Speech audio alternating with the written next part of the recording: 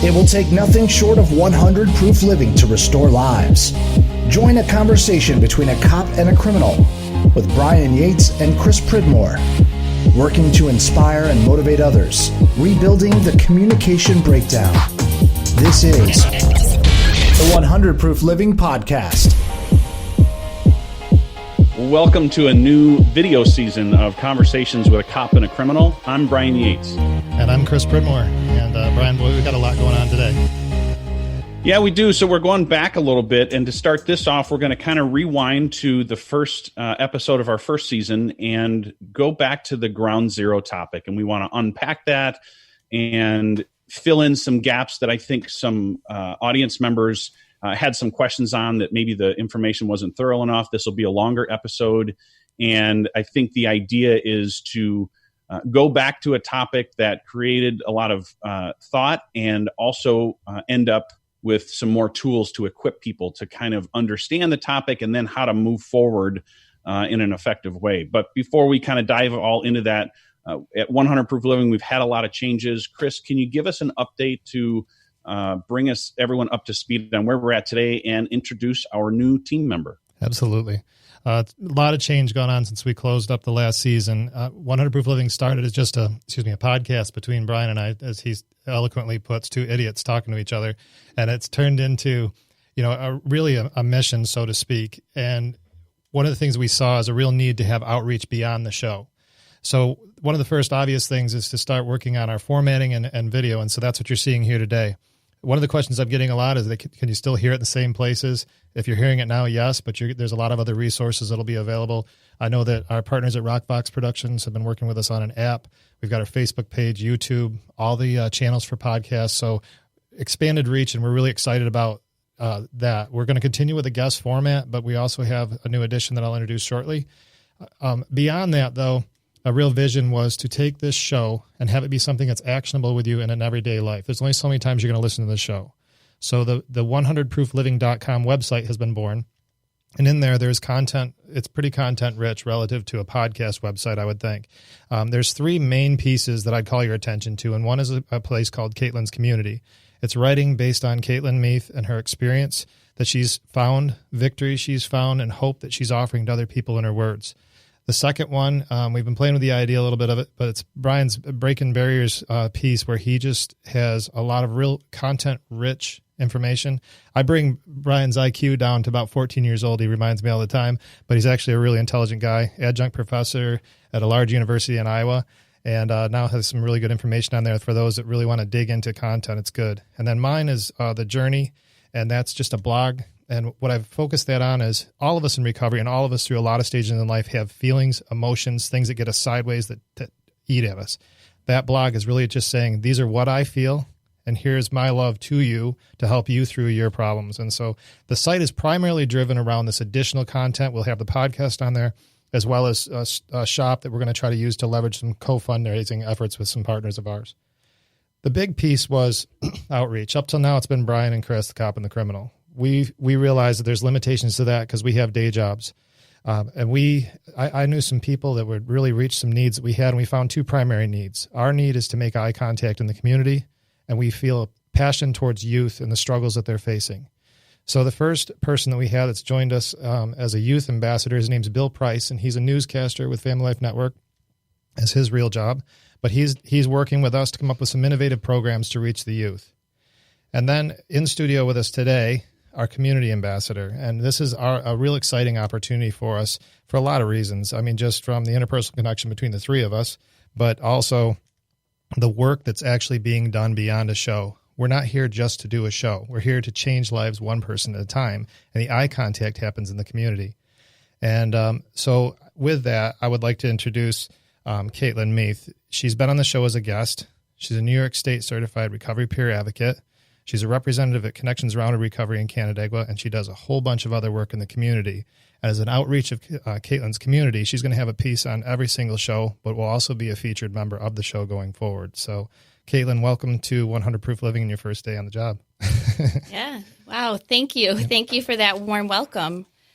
I'm beyond excited to be able to join this team and to just kind of bring yet another platform to listeners and viewers as far as what is actually going on out in the community, because it really is a heck of a lot.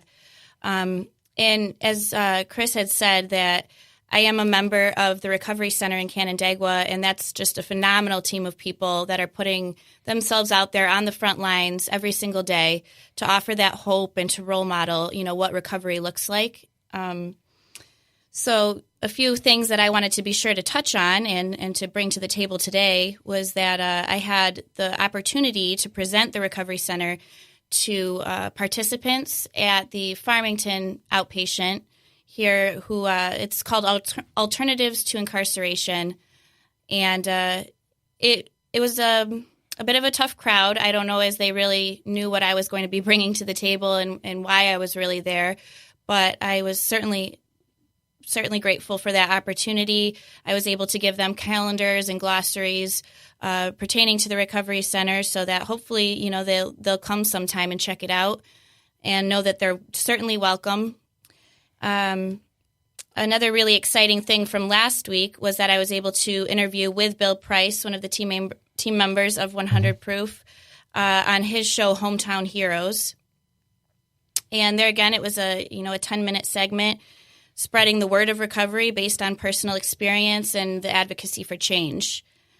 On that one, particular, the reach that you had is pretty substantial. That's a large audience throughout Western New York, actually all up in the Adirondacks and a good portion of Pennsylvania as well. So you had some pretty good reach on that interview.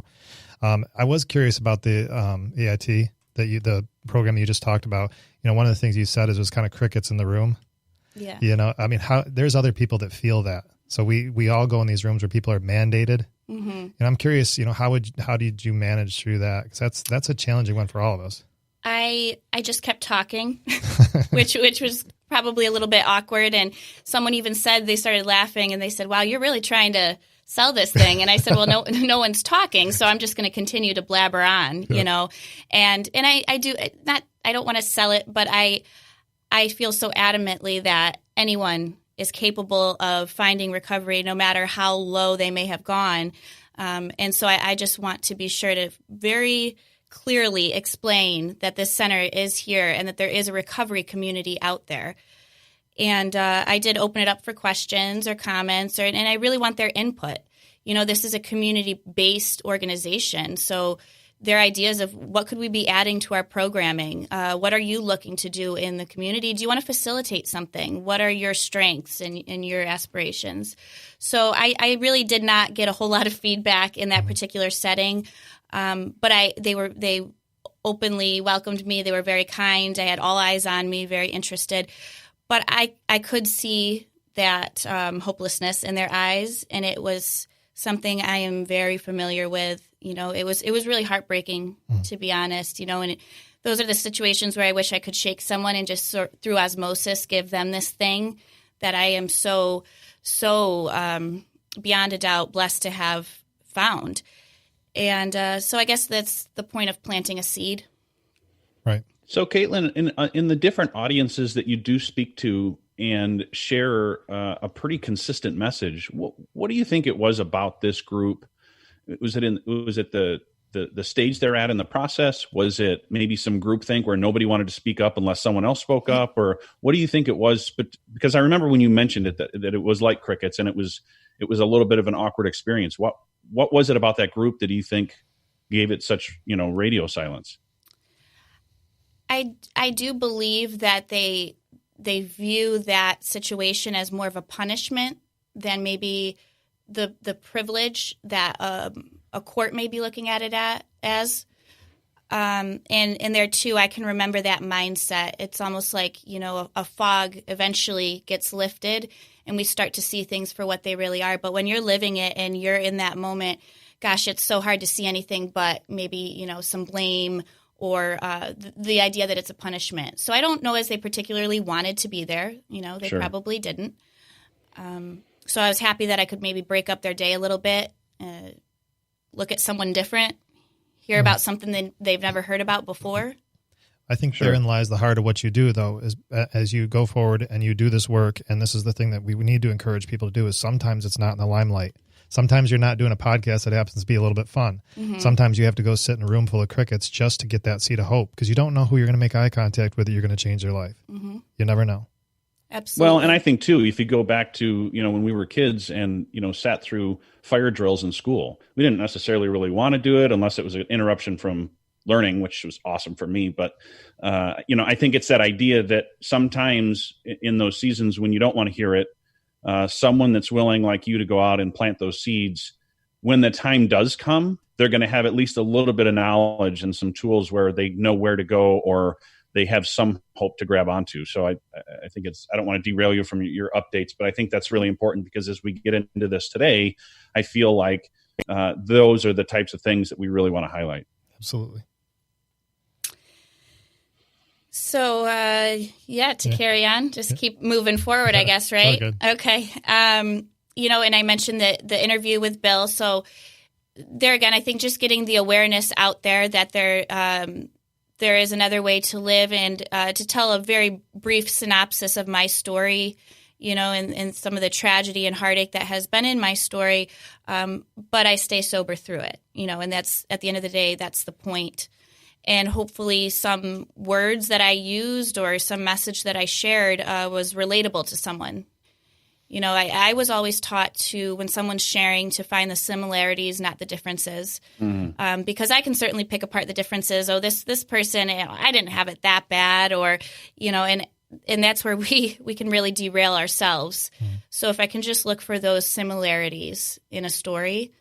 Did he say when that was going to air? I believe he said it would be in a week. So I called in last Tuesday, so I'm anticipating next Tuesday, next week. Yeah, I was just curious. Yeah. I mean, even though this is going to be a pre-recorded show, it's still that date reference. They can look that episode up. So pretty cool. Yep.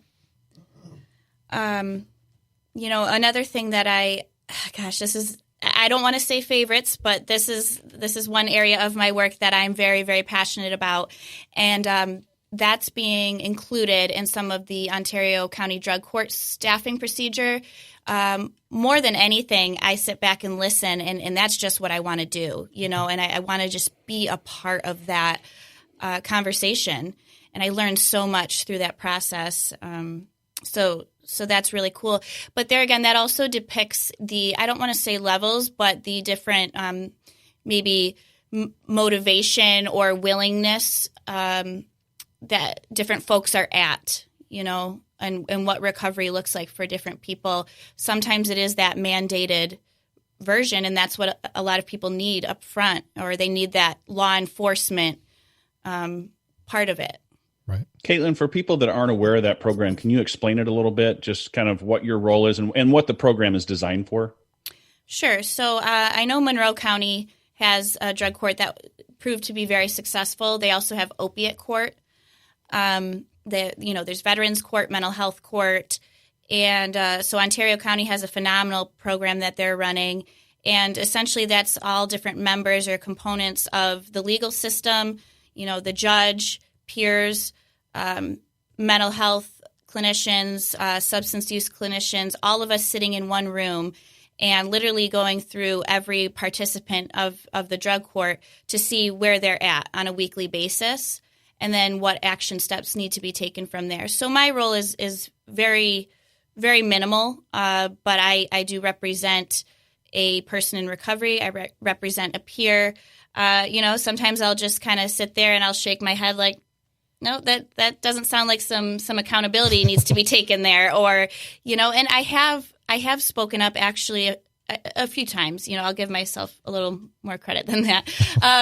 So I spoke up. This was a couple months ago, and I said, can I just say something? I said, I appreciate all of the work that they're doing there, and their goal is to save lives. It really is, and I see them sit there and deliberate on one individual at a time,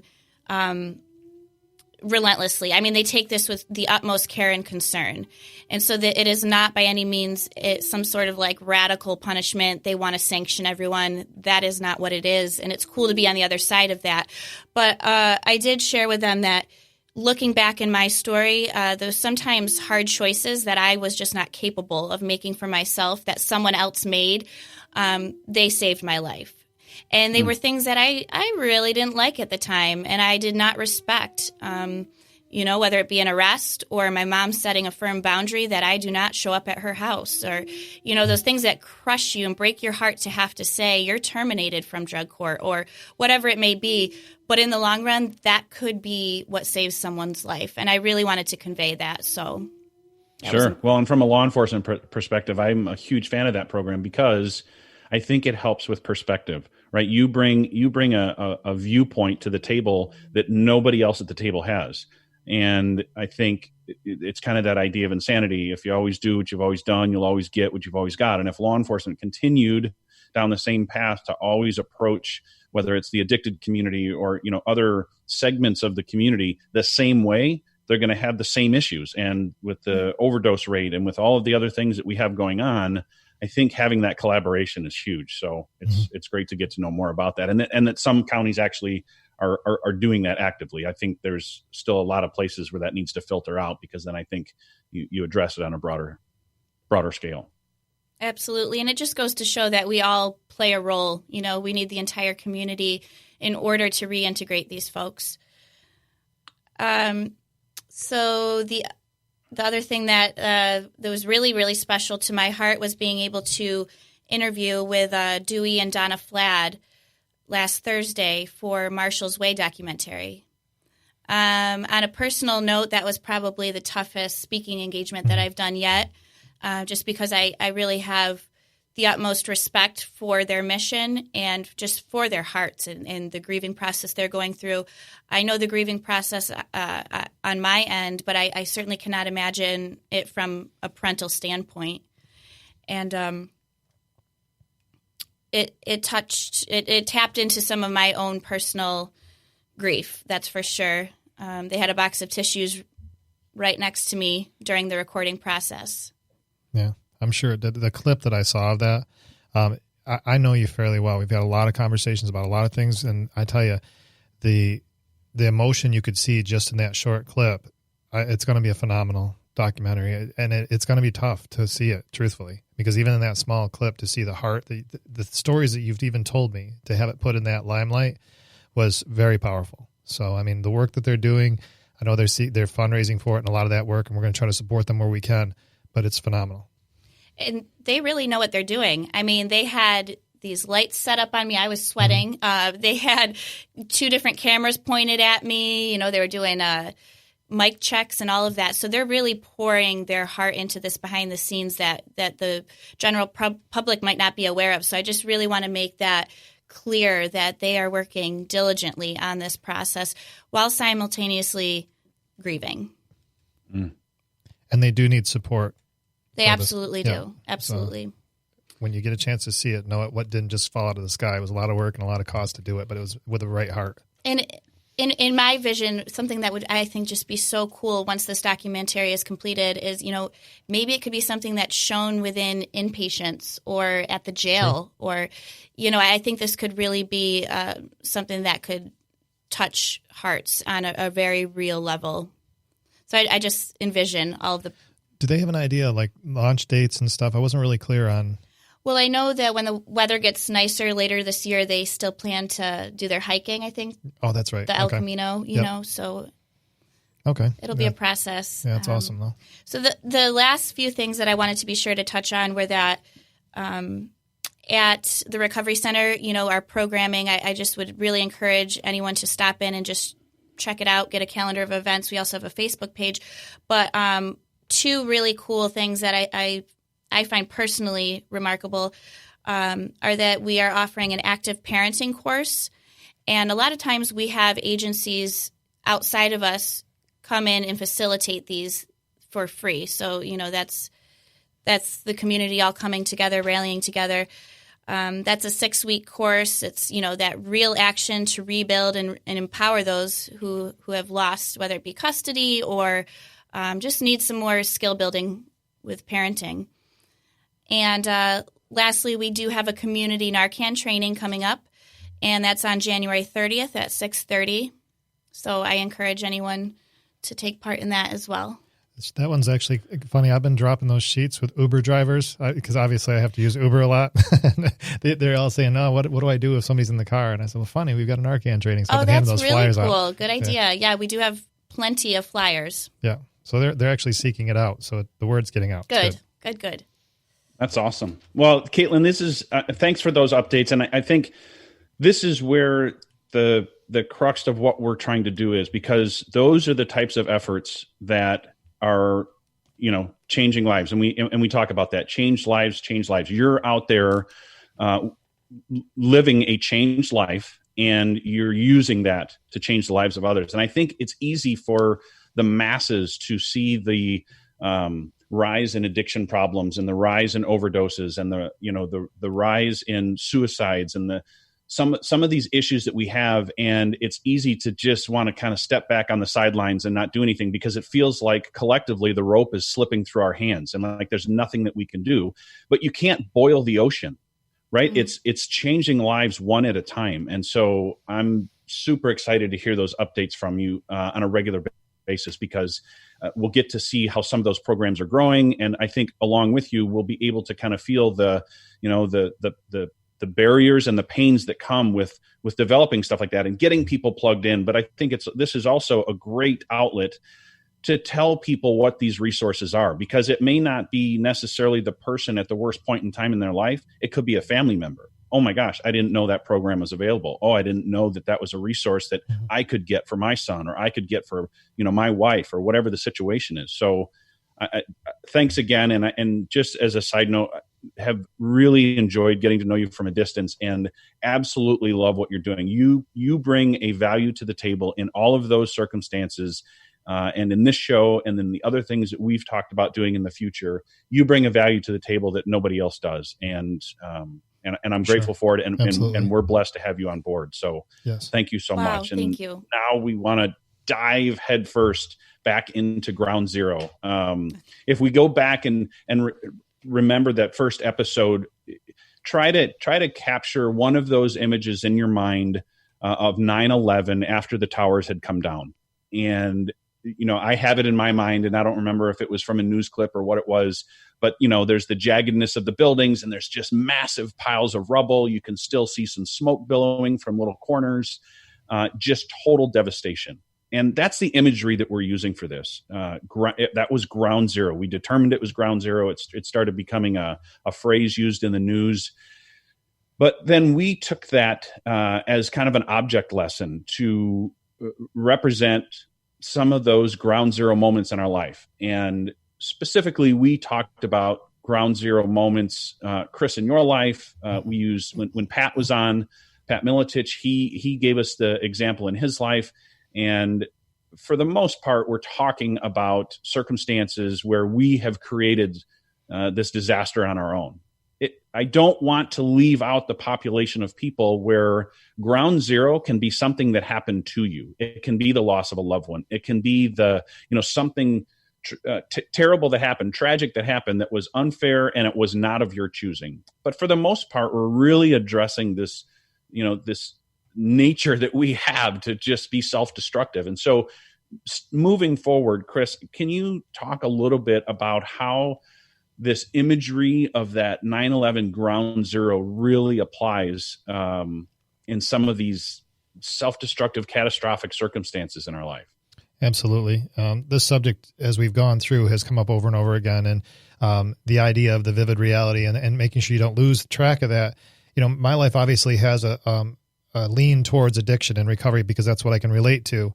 But the imagery for me is really this idea that the building has collapsed and you're standing in this ash and, pieces are still falling down.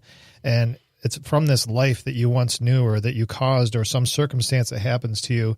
And I think for this show, unlike where we have been before, it's really about making Ground Zero, not Groundhog's Day. You don't want to be there all the time. You want to move forward. And, one of the things that I've really kind of grained in my head at this season of my recovery is to come off my leash, recognize that there are insecurities that I have that hold me back.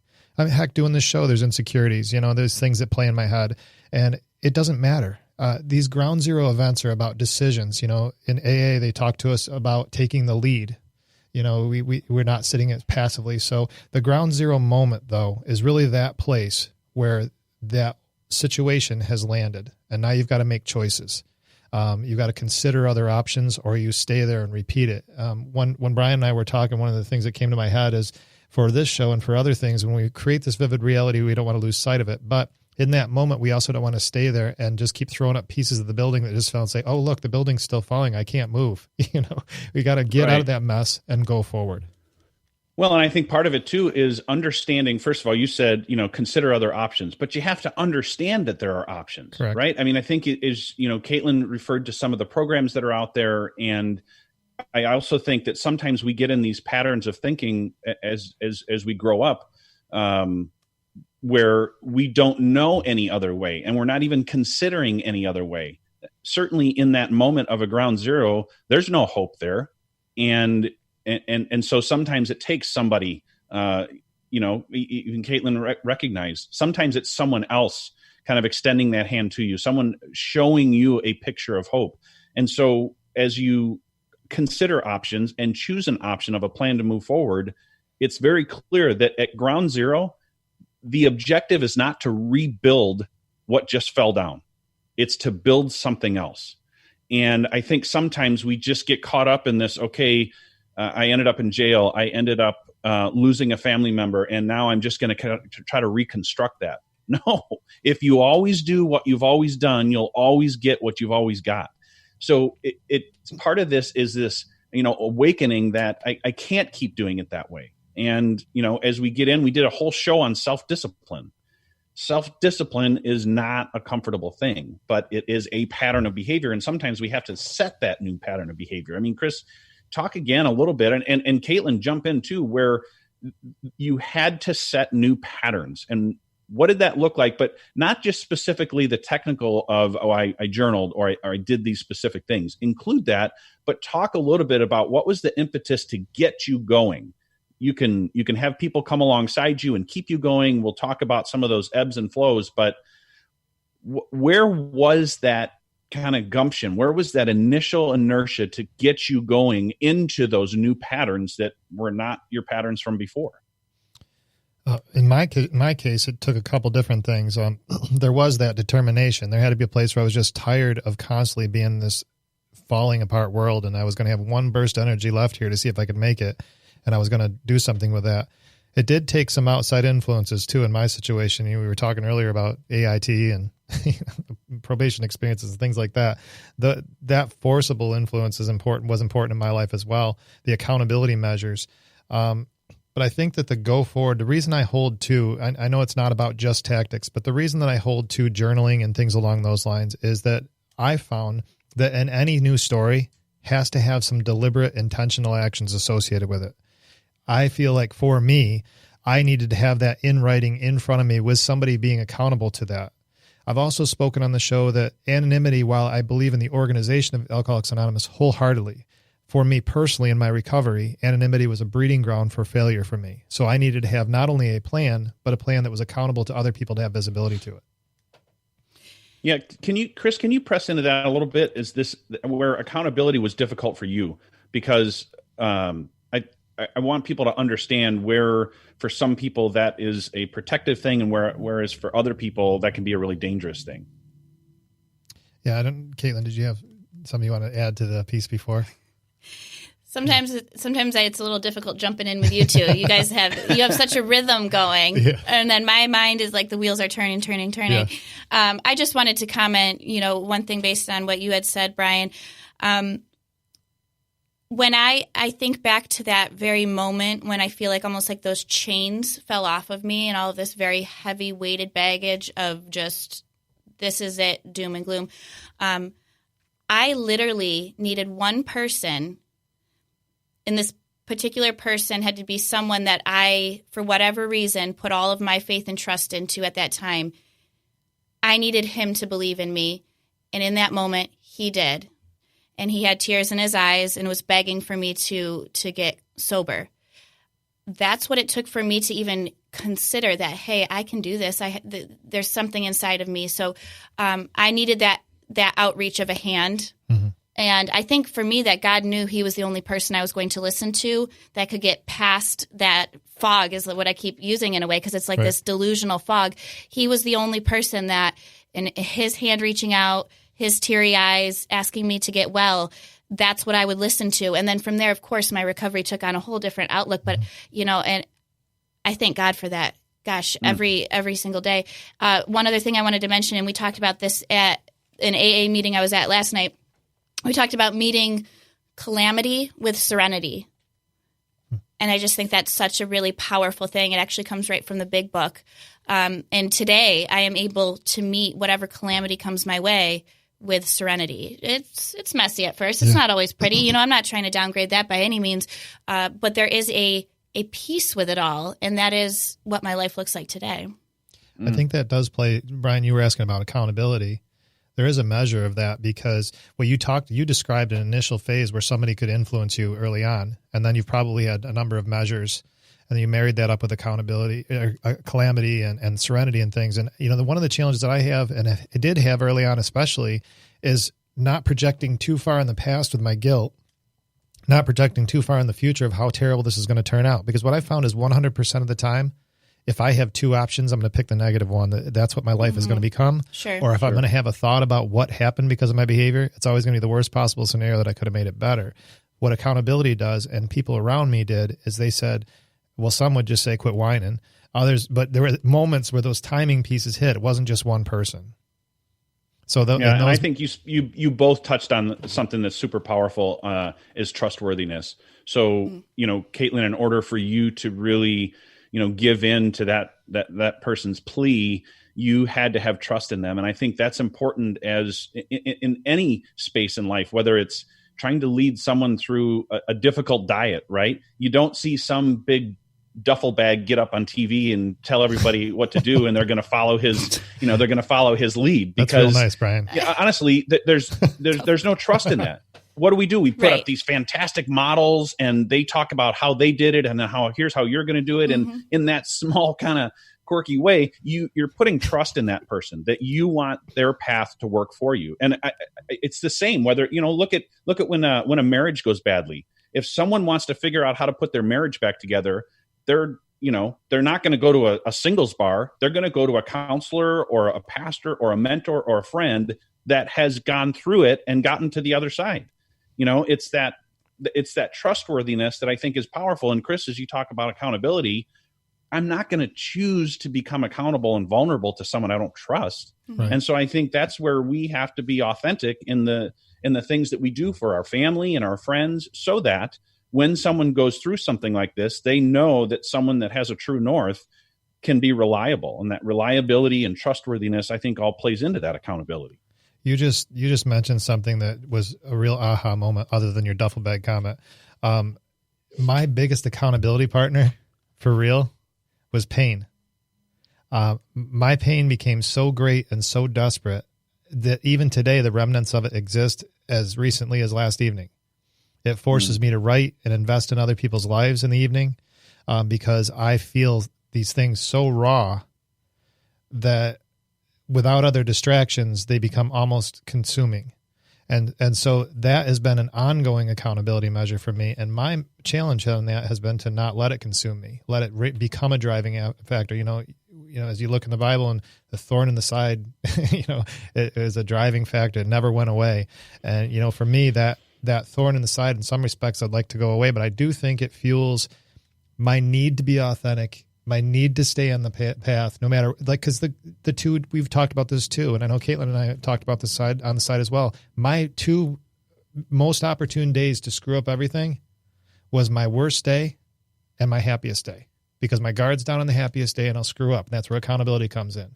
And my worst day, nobody's saying just chill out for a minute, get through it. It's only 24 hours. You're going to be fine. No, I'm just like, where's a match? I'm burning the city down. You know what I mean? And so accountability and that outside influence, when we can't get out of our own head, sometimes it goes in the building, grabs us and yanks us out of the fire. Yeah. Well, and so as we go back to that kind of 9/11 imagery, we talked about options. When you're at a ground zero, you find yourself in court, you find yourself in a hospital, you find yourself with a failed marriage, you find yourself overweight and unhealthy, whatever the issue is that you're just that has kind of devastated your life in that moment. One thing that you have to choose to recognize is that the option to stay with where you're at is unrealistic. Can you imagine right now what Manhattan would look like if they didn't clean it up and rebuild it? And I think that's a picture for our lives. If we go in, find ourselves at a ground zero, at some point, yes, there's a grieving process. There needs to be some, re-energizing, and sometimes it's just taking the hand of that person that's reaching out for us, like Caitlin talked about, and allowing them to lead us. But you have to choose this new path. And so, as we talk about building a plan moving forward, I think there are different things that work for different people, right? I mean, I'm such an imagery based person when I learn and when I teach, because I'm just simple minded. So I can't just synthesize a whole bunch of data, and I need that image. But in this idea, as we develop this new plan, I think that there has to be some, I don't know, you guys should speak to your individual stories or stories of people around you, but there seems to be this one anchor. There has to be an anchor, and I realize that faith is kind of an overarching thing, but it's super powerful, right? It might not give us the technical aspects to go through for recovering a marriage, for losing a child, for all of the many things that people go through, but it does seem like there has to be one stake in the ground before you can move forward to get to that next stake. Is that something that you guys can speak to? So for me, that one stake would be willingness. And it's been willingness, whether it is to take whatever action step necessary to get and be sober, or willingness to reach out to my higher power, willingness to pick up the phone. Willingness has been, and open-mindedness has been the key ingredient to pretty much anything that has started for me.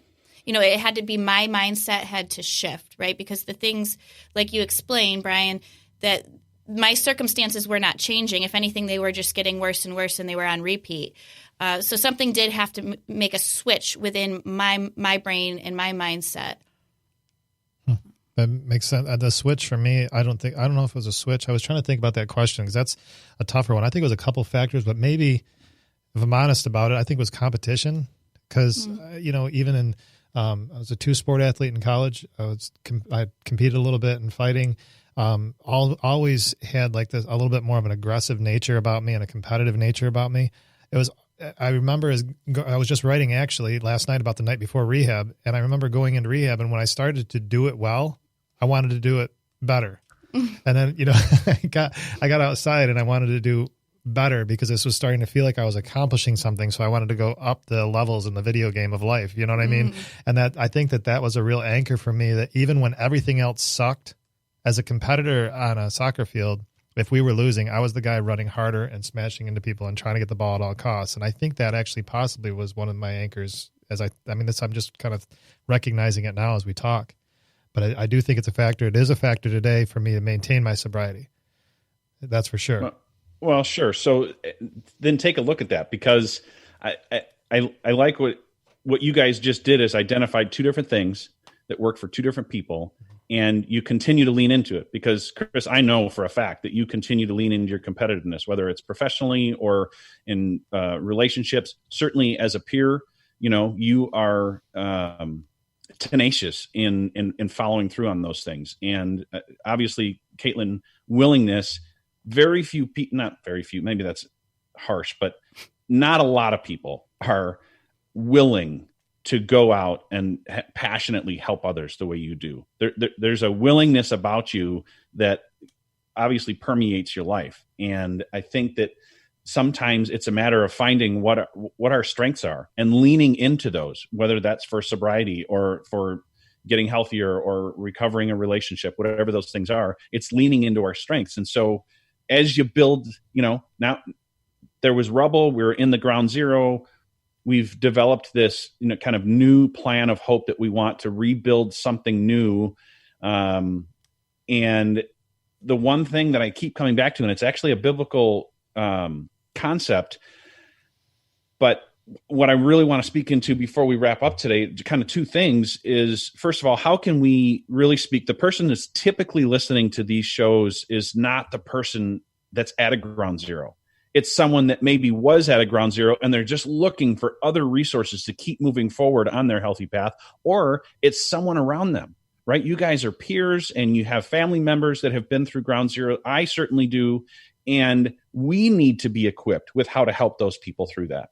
And then also this idea of, kind of once you have a plan, and whether it's AA or whether it's counseling or, all the tons of different options, I think we have to be encouraging to people on how important it is to stick to that plan. And so the idea in Christianity is don't become lukewarm. Well, how can you avoid becoming lukewarm? Because if you think of a tea kettle, if you fill a tea kettle full of water and put it on the stove and turn it on, at some point, what's going to happen? It's going to start boiling, and then it's going to start whistling. The second you pull that off the flame, it microscopically starts to cool. And I think that can be an image where if we divert from our path, if we decide to take a few days off from meetings, if we decide to take a few days off from the reading or the journaling or the things that we have chosen to get us to where we want to be, we can start to cool down. We can start to allow those emotional inputs to really pull us kind of out of alignment. The head, heart, hands model. The things that we pour into our head ultimately become our passion, ultimately become our actions. But we can get pulled one way or another by these emotional inputs. So, Chris, we've spoken about this before, but what are some of the things that, in the 24-hour cycle that you use to recalibrate so that every day you can kind of start out realigned? Maybe you made a mistake yesterday. Maybe you kind of veered away from that disciplined path. But what are some of those things that you can do and equip others with that really help with that? I'm going to do it today, and here's how I'm going to do it today. For me, probably the foundational thing is ownership. It's nobody else's responsibility for what goes on in my life. I mean, it has to be my ownership over the good, the bad, the ugly. I also think that as this new stage of life, as I understand what, and you talk a lot about appreciating people, this has genuinely been a huge factor in growth for me. And that is actually reaching out to others and sharing love with them and having them understand that they have value. I've learned something about myself that maintains my own health is that I can't control how people love or treat me. But I noticed something about me is that I actually feel loved by sharing love. And that was something that was really important for me to know in a healthy way, learning how to handle that whole thing. But that's been a huge growth process for me because if I don't learn how to manage just that piece in my life as a passionate human being, I fail. Because I can get sideways, self-worth, regret, oh, you don't deserve this because that's the way you treated past relationships. That all plays in. So for me, maintenance is mostly where I've written on this, and I want to plug the website, but the truth is I did write on this, and that is get out of my head. There's a place that I should be in there for a minute to clean the socks off the floor, put them back in the drawer, and get out. And these are things that are daily 24-hour things for me. The other part, too, is the 24-hour notion, that expectation that I really only have to do this until I go to sleep. Whatever it is, take crap from somebody, have a good day, just set myself up for a good night's rest, and then tomorrow have this plan that I know is at least a predictable projection of what I'm going to do when my eyes open up. Everything goes to heck as soon as you wake up anyway, but at least I got a starting point, and then that day, I manage that day, and I commit that day to be a sober, giving man. Okay, and what are some of the things that you use to, maybe yesterday was a bad day. What can you do to not spiral downward today? What are some of those things that you kind of latch onto as part of your process, part of your routine that gets your head right when you know you need to? I think a lot of what Chris had said, that keeping it in this 24 hours in this day, not getting too far ahead of myself, and also not staring too long at the past. I think identifying that for me, a lot lately has been relinquishing control, and that's not controlling people, but it's more so controlling outcomes. Because I'm a very fear-ridden person, so I always anticipate the worst. Just like I used to always kind of make the worst inevitably the worst decision. So I really need to rely on others around me, that third party, whether it be my sponsor, my family, my daughter, my sober support network, because, I guess I have a healthy fear of ever returning to that life. I'm not sure if that really covers it, but that's my mindset from the time I wake up until I go to bed. And, I have a routine that's very important to me in terms of the morning, getting on my knees and saying, a third step prayer. It's really that I don't even know how to necessarily put it into words, but how I set up my day, put it into kind of routine chunks, but it has to be a maintenance. It has to be every single day that I commit to making these actions, no matter how uncomfortable they may be. And on that note, I have found that the things that make me most uncomfortable are what I should be doing, realistically. That makes sense. An observation that I have actually in your life, and one of the things I draw from that I say, okay, I want to be that way. Like I look at Eric Foster and how passionate he is, a mutual friend of ours through recovery. He's been on the show. I look to him as like, I want what he has in terms of his passion, and that, man, I see that what he does there, and I draw from that. Brian, I draw from him in terms of how he thinks through things, and he's more stable on how he processes information and strength. But when I see how you handle your recovery, it's been something that's been helpful to me in that no matter how you're feeling that day, like I get to see a little bit more about how you're feeling because of our friendship, but I've noticed that you still go forward even when days don't feel good. And even when your plan doesn't seem like it's going the way it's supposed to be going, I found that you've dealt with fear in a healthy way. And for me, that's been a strength because fear is one of my triggers. Controlling behavior is one of my triggers. Procrastination feeds into it like a monster. And if we don't capture those things, we go sideways. Well, I very clearly identified through working with a sponsor all of the, like you say, kind of the trigger points. Yeah. So in my day-to-day activity today, I almost try to do the opposite. I'm still doing that. Just like when you're in inpatient early on and they say first thought wrong type of thing, right? And my head was so delusional. Sometimes my actions just based on fear or based on victimization, self-pity, whatever it is, I still have those things, but I just now have the discipline and kind of the training to know that I need to either reach out, get some other input on this, or I need to just literally do the opposite thing. And like you said, really working through fear for me is a big one. Mm-hmm. I could see that. Well, and we did a whole episode on grit, and that's exactly what you guys are talking about, is that when things get difficult, you're going to continue to go forward. You're not going to retreat.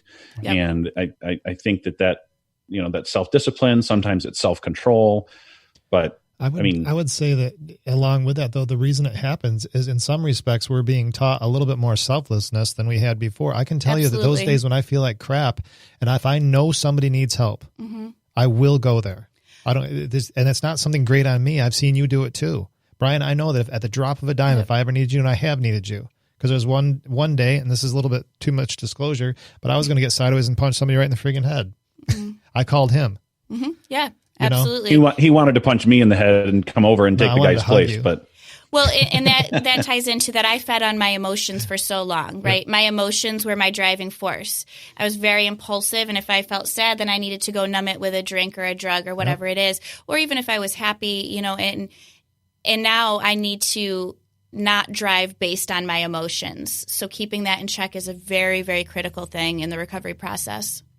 Well, and I think, too, encouraging people that, Chris says it a lot. Caitlin, you've mentioned it a few times now, this idea of being uncomfortable. We're so averse to being uncomfortable that, we tend to shy away from those challenges and we shy away from those things. And I think collectively we can share more stories, whether it's, I got up and I went to the gym today, even though, I didn't want to, or whatever those little things are. Becoming comfortable, being uncomfortable. And I think that, like you said, that's typically where you make your biggest gains. Yes. That's typically where, you're going to be furthest from disaster and those ground zero things in life is when you're actively doing something uncomfortable to move forward. I think that plays into, one of the points that you were going to get into here is really, what do you do when you're wrong? There's nothing more uncomfortable than being wrong, knowing you're wrong. Now what do you do with moving forward that? You're in that mire. It's not really ground zero, but it is a little bit of a diversion. Well, and I think it goes back to the idea of finding those people that are trustworthy, finding those people that you can sit down with. And we've talked about accountability.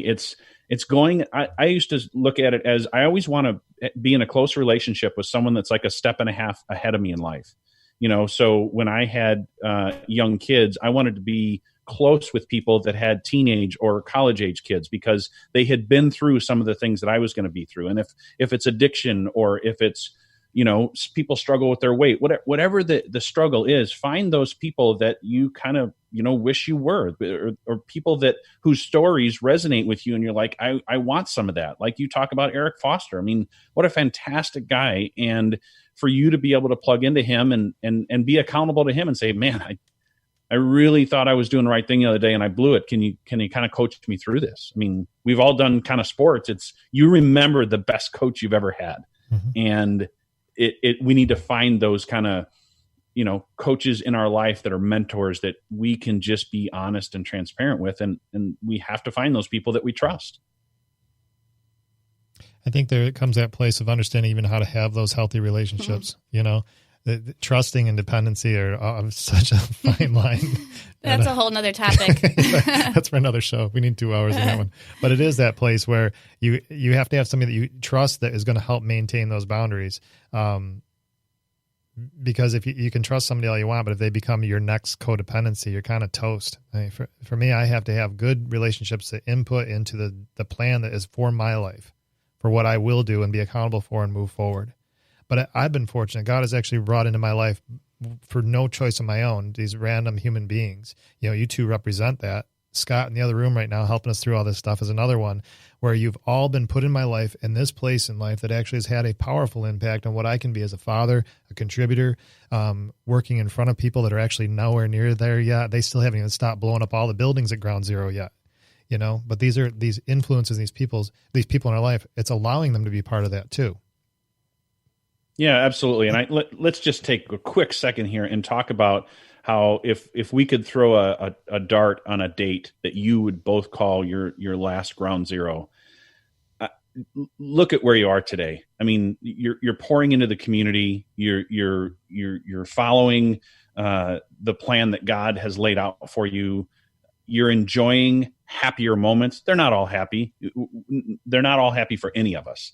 But there was an option. You could have stayed there and you wouldn't have been here. And that's the thing that I want other people to see that might be, maybe they've just gotten out of their Ground Zero moment and they're just getting tired. They're kind of worn down and maybe they don't feel like they have that strength. But I'm saying, look at these two. Look at Caitlin and look at Chris and look at so many others that have chosen and been helped along another path. And all of these things we're talking about, finding the mentors, leaning into your higher power, leaning into what God is calling you to, doing all of these things, it can get tiring, but the option is to go back to Ground Zero. And that sucks. Sure does. Nobody wants to be there. And so where I say is, collectively, when people are watching this, these two people in front of you, I'm not trying to put them on a pedestal and say they're these awesome people. What I'm saying is look at where life can go, because there was a time in both of their lives when it was hopeless and they were in tons of pain and their path changed. From their Ground Zero, they built something new. That's what we want people to understand. The other side of that, I just like to say is that while it's important that we have a vivid reality of our own Ground Zero, we have no idea the depth of pain and things that others go through. Absolutely no idea. And that's where that appreciating other people, when it doesn't have to be an overdose scenario where Caitlin and I work with that situation a lot. It can be just somebody you met that looks like they're put together. They could look perfectly fine. Mm-hmm. Those assumptions, I think we miss an opportunity to come into lives of other people and pour into them and be an opportunity of hope for them when they're just maintaining life to just get through today. Mm-hmm. Our Ground Zero, we can't forget. We also have to recognize others have horrible experiences. And I learned a very valuable lesson in that last night. And I tell you, it changed my life, the story that came out of this human being. And as we were going into this, it just really struck me to say, I can think about my Ground Zero, but I also have to recognize this just absolute demolition that's going on in other people's lives. Some by their own making, but I can't dismiss them and say, well, you should have been okay. You're a little white girl from Pittsford. You should have been fine. No, it doesn't work that way, because Pittsford, for those that don't know, is considered an affluent community here in the Rochester area. Or you are a minority in the inner city. We expect that from you. We ignore that. And it's just obnoxious to me that we don't recognize the humanity behind it all. Yeah. And I think that, like you said, it's that idea of appreciating others and, learning to appreciate the things that we don't understand. Right. And I think that's what you're talking about, because if you can speak to, this was the path I took, so I can understand how someone would be feeling the same way that I did. But what if it's something totally different? What if your path included addiction, but it didn't include the loss of a family member, or it didn't include a horrible car wreck, or it didn't? You need to be able to understand, like you're saying. And I think that's where in law enforcement, where I learned some difficult lessons and carry a lot of guilt from early on, just looking at everybody the same and not valuing them as a human and valuing the things that contributed to who they are today in this hot mess in front of me. Because I've been the same way, right? We've talked about that. Some of the stupid things I've done along the way that I could have been in that same circumstance. And I think this idea of appreciating others is super powerful. And I know that you both see that as you deal as peers, because you hear stories in front of you that are even worse than anything you've ever experienced. And you can truly sympathize with that.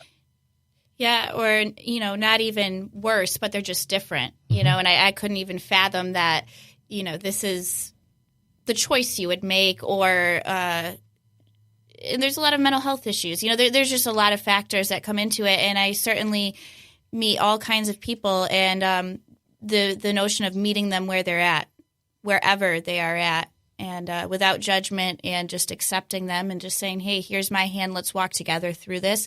I may not understand it. I may not have lived it. But again, that also brings me back to there's quite a few similarities at the end of the day. Circumstances may be different, but overall we have so many similarities. And I think that gets dismissed sometimes, and we focus on just how different, who's more horrific, who has, has it worse, who should be this and that. And at the end of the day, the humanity. And that's why I really draw with what you say. When you use the term haze, you're talking about that fog. Mm-hmm. That's so important because it eliminates disease, choice. It eliminates you being an idiot. I'm even just talking about addiction.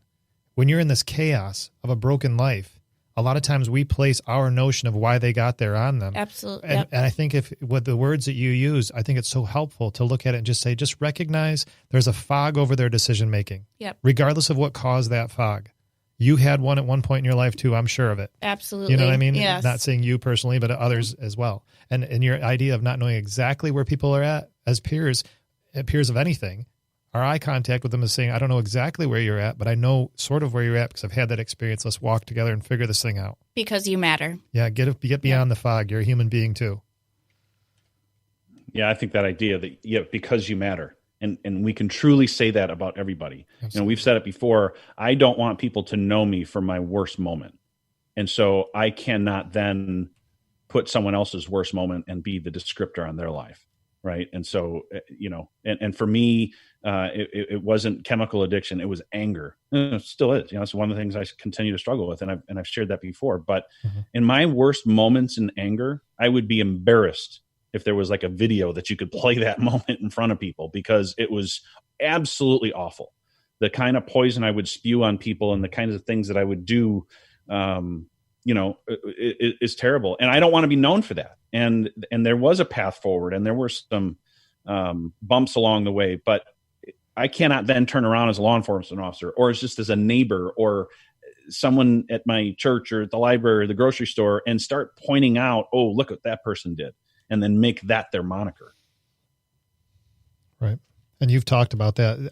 He's used, Brian's used an example actually this week, even again, around the idea of looking in the mirror and seeing the face that you make, even in that anger example.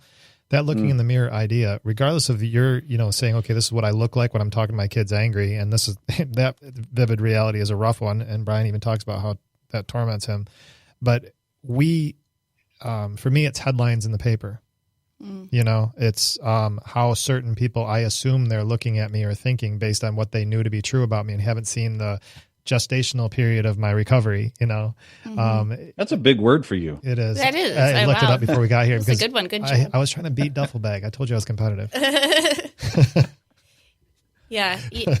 And when you talk about looking in the mirror, I actually had a really vivid literal looking in the mirror image come into my mind. And it was quite a few years ago. I had attempted suicide, and it was when I was obviously in one of the lowest trenches, and literally living in hell. And so I had gotten up out of my hospital bed, went into the bathroom, and I hadn't gotten up and actually walked in quite a while. And I looked in the mirror. My eyes were just literally black. I looked like one of those dolls from one of the horror movies. I didn't recognize that girl. And that's not how I want to remember myself. And that's my ground zero, one of the many. Mm. Yeah, that imagery is super powerful. And I think sometimes, and that just to kind of wrap up on that concept of vivid reality, it's sometimes we need to choose to bring that image back, right? There's sometimes when we need to, whether, we talk about 9/11, sometimes we need to remind people of what 9/11 was about. And that's why we do the security we do at airports. People are now frustrated and they don't want to take their shoes off and they don't want to do this other stuff. But if there were video screens before you went to TSA that showed the people bouncing off the pavement in front of the towers, it would probably change your attitude as you go into that, right? And I think sometimes in our life, when we've had those ground zeros, we get further ahead and we don't understand, why do we have to go through this process today? Why do we have to do this? But if we could put that image back up in our minds or follow some process to remind ourselves of what that reality, bring back the vividness to it. This is why I'm doing it. Well, Brian, we're at that point where we're going to have to wrap up here, but Caitlin, huge add to the show. I really appreciate you having here. And Brian, I'm glad to hear that. Yeah, that's great. Brian, I don't know if you want to any closing statements. I love to close talking about the Learning to Appreciate mantra, and I'll just get through it quickly today. So the mantra is, I'm not perfect. Nobody is. I have value. Everybody does. And that's just something that I frequently say, and that my buddy Alex and I worked on for a long time. And it's just a reminder of the commonness that we all have. And Caitlin spoke about this earlier. We all make mistakes. We all make bad choices. We all have bad things happen to us. And at the same time, we're all created by God, and we all have that same common value. And I think if we focused a lot more on that, we would have less barriers, we'd have better interactions. And I think that this idea of accountability and trustworthiness would grow within the relationships that we have. Thanks, guys. Yeah, thanks, Brian. Caitlin, thank you. Thank you to the audience for tuning in. Stay with us. We got a lot of changes we're working through. But I know the three of us in this room absolutely believe that change lives change lives.